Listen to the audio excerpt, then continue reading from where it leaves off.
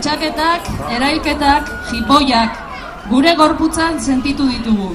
Irainak, soldata ezberdintasunak, injustiziak gure eguneroko zaizkigu. Nor gogoratzen da amamaren botika erosteaz? Nor jasotzen ditu lurrean gelditutako papurrak? Nekatuta gaude besteak zaintzeaz. Nazkatuta gaude besteen kakak jasotzeaz. Emakume bakoitzak bere bizitza propioa dauka. Ezberdin jasaten ditugu zapalkuntzak. Baldintza ekonomiko, sozial eta kultural ezberdinak ditugu guztio. Baina sistema patriarkal eta kapitalista berberak zapaltzen gaitu.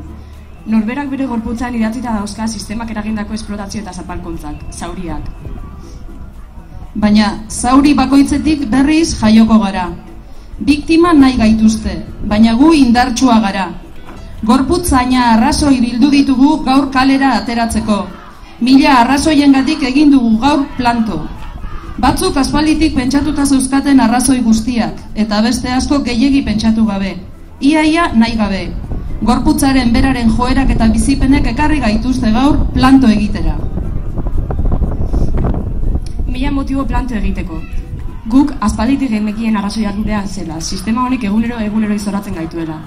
Baina norberak bere konplizeekin, bere sukaldean hau txikiarekin aipatzen zituen arrazoiak kalearen erdigune bihurtu dira gaur. Plazaren erdian jarri ditugu gaur gure arrazoiak, eta gure gorputzak. Aste hauetako asanbladan, gaurko kontzentrazioan, zapimoreak banatzerakoan, elkarri begiratu diogu begietara.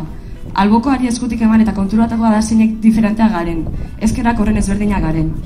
Ezberdintasun horiek eman diote gaurko egunari indarra, eta horiek bihurtu dute gaurko eguna estanda. Izan ere, ze izan da gaurkoa?